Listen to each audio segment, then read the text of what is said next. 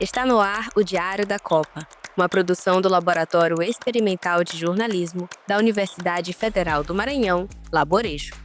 Vamos aos destaques desta edição. Messi iguala com o maior artilheiro das Copas na vitória da Argentina em cima da Argélia. França estreia com vitória e reforça o favoritismo. Relação da imprensa e diferentes seleções chamam a atenção. E na reportagem do dia, por que a Copa de 2026 é apelidada de Copa da Diáspora?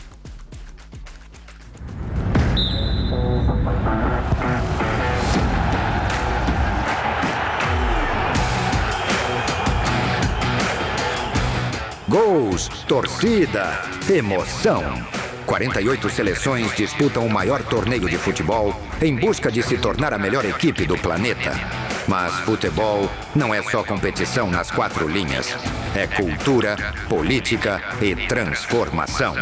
Confira tudo sobre o que rola dentro e fora de campo na Copa do Mundo FIFA. No ar, Diário da Copa.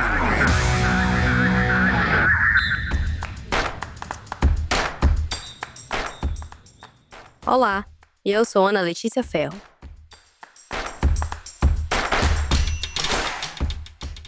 Messi iguala Klose como o maior artilheiro das Copas na vitória por 3-0 da Argentina em cima da Argélia. E ainda no grupo J, a Áustria vence e frustra a estreia da Jordânia. Confira com o repórter Bruno Goulart.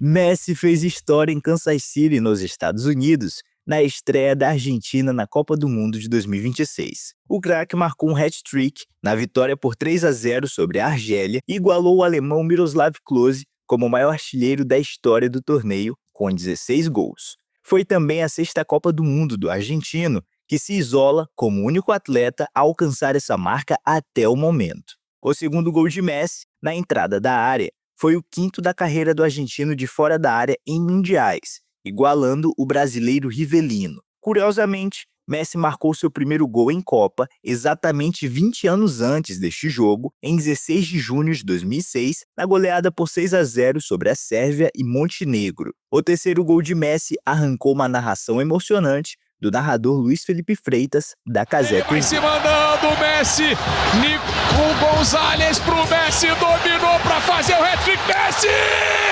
Gol!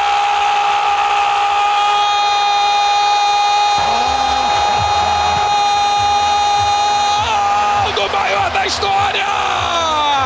Lionel Messi, o maior artilheiro da história das Copas! Ele iguala Miroslav Klose. Chega aos 16 gols em Copas do Mundo! No outro jogo do Grupo J, a estreante Jordânia perdeu para a Áustria por 3-1 em São Francisco, nos Estados Unidos, mas guardou na memória um feito importante. A Leeuwan marcou o primeiro gol do país em Copas do Mundo. Bruno Goulart para o Diário da Copa. Diário da Copa. Após uma segunda-feira recheada de zebras, a França veio para mostrar por que é uma das favoritas ao título e superou um rival antigo. Quem traz a análise desse reencontro histórico entre França e Senegal é o repórter Enos Monteiro. A Copa do Mundo teve nesta terça-feira dois dos jogos mais interessantes da fase de grupos até agora. No New York New Jersey Stadium, a França venceu o Senegal por 3-1 em uma partida que entregou o que se esperava de um dos confrontos mais aguardados do Grupo I. Após um primeiro tempo equilibrado e de poucas chances, os franceses cresceram na etapa final e decidiram o jogo com o talento de Mbappé e a velocidade de seu ataque. Mas o duelo carregava um peso que ia além dos 90 minutos. Foi contra o Senegal que a França sofreu uma das maiores zebras da história das Copas em 2002, quando os africanos venceram por 1-0 logo na estreia e ajudaram a eliminar os então campeões mundiais ainda na fase de grupos. 24 anos depois, a história não se repetiu, mas o Senegal voltou a mostrar por que é uma das forças mais consistentes do futebol africano, e um adversário que ainda desperta respeito entre os franceses. No outro jogo do grupo, a Noruega derrotou o Iraque por 4-1 em Foxborough, e fez uma estreia que os torcedores esperavam há quase 3 décadas. De volta a uma Copa do Mundo após 28 anos, os noruegueses contaram com 2 gols de Erling Haaland, que marcou pela primeira vez em mundiais, e confirmou o status de principal estrela da equipe. Fora de campo, porém, o confronto ganhou uma dimensão política. O técnico norueguês Ståle Solbakken criticou publicamente o tratamento recebido pelo atacante iraquiano Aymen Hussein, que teria passado cerca de 7 horas em interrogatório ao entrar nos Estados Unidos. O treinador classificou como hipocrisia o silêncio em torno das barreiras migratórias e das tensões internacionais que têm acompanhado esta Copa do Mundo. Dentro de campo, a França e a Noruega começam a competição com vitórias importantes. Fora dele, a Copa segue mostrando que o futebol continua sendo o espelho das histórias, das memórias e dos debates que movem o mundo. E se a primeira rodada já entregou tantos enredos, o caminho até a taça promete ser épico. Enos Monteiro para o Diário da Copa. Fora de campo. A imprensa sul-coreana está em crise com a seleção, enquanto a seleção haitiana é completamente ignorada. Quem explica essa situação da imprensa é a repórter Giovana Souza. Quando se fala em Copa do Mundo, algo natural já são as tensões entre imprensa, jogadores e comissão técnica. Comentários e críticas que não agradam, até mesmo ataques pessoais. Mas o fato é que não existe Copa do Mundo sem cobertura jornalística. No entanto, nessa edição de 2026, alguns casos chamam a atenção. Para a seleção do Haiti, o cenário é de quase abandono. O treino da equipe haitiana, realizado no Stockton University, nos Estados Unidos, teve apenas um veículo de comunicação presente, a ESPN Brasil. Os jornalistas Gustavo Hoffmann e Vinícius Nicoletti registraram a situação e relataram surpresa com a ausência de outros profissionais da imprensa. Segundo eles, nem mesmo veículos haitianos ou de outros países acompanhavam a atividade da seleção. A falta de cobertura pode estar relacionada às restrições de entrada nos Estados Unidos impostas a cidadãos haitianos. A medida tem levantado questionamentos sobre o impacto na presença de torcedores e profissionais de comunicação durante o Mundial. Faltando 4 dias para o confronto entre Haiti e Brasil, a cena chamou atenção por mostrar uma realidade bem diferente da observada nas grandes seleções, que costumam atrair dezenas de jornalistas a cada treinamento. A situação do Haiti contrasta com o caso da Coreia do Sul, que vive um rompimento com a imprensa local, após jornalistas serem flagrados fazendo comentários pejorativos sobre o capitão Son Heung-min. Em solidariedade ao jogador, os atletas sul-coreanos passaram a recusar entrevistas e a relação entre a seleção e a imprensa entrou em crise. Giovana Souza para o Diário da Copa. Reportagem.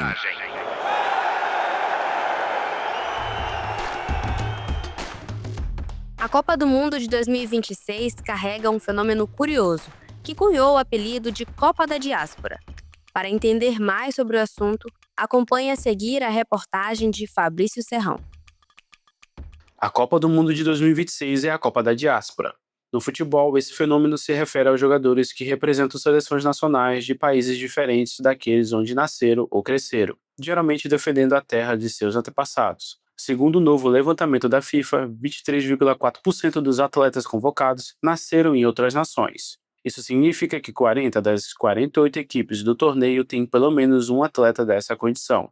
A maior potência na formação de elite para o mundo hoje é a França. Ao todo, 98 jogadores nascidos em solo francês disputarão o Mundial, o que equivale a quase 4 seleções inteiras. A própria equipe francesa conta com 23 atletas nascidos no país que possuem ascendência estrangeira. Por outro lado, o caso mais extremo é o de Curaçao. Dos 26 convocados da pequena ilha caribenha, 25 nasceram na Holanda. Essa diáspora é impulsionada pelas novas normas de elegibilidade da FIFA. Desde 2004, os jogadores que atuaram nas categorias de base podem mudar de seleção principal, desde que tenham dupla nacionalidade e não tenham disputado partidas oficiais pela equipe adulta. Em 2020, a entidade flexibilizou ainda mais. Atletas com até 3 jogos oficiais antes dos 21 podem mudar de país após 3 anos sem convocações.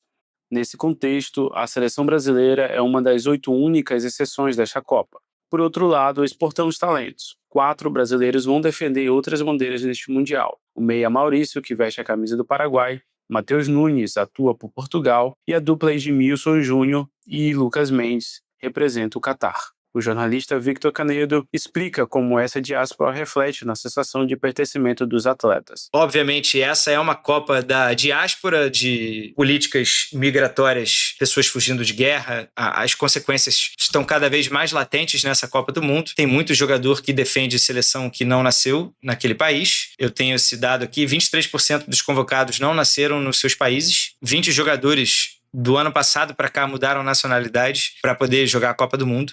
Eu não acho que qualquer um deva se naturalizar e possa se naturalizar. Hoje funciona da seguinte maneira: você tem um pai ou avós, ou viveu 5 anos naquele país, ou nasceu naquele país, você tem direito. Para mim, claramente, o cara tá tentando jogar uma Copa do Mundo, já que ele não pode jogar pelo país dele. Um século depois, o futebol continua sendo o maior espelho das migrações humanas. Fabrício Serrão para o Diário da Copa. Diário da Copa.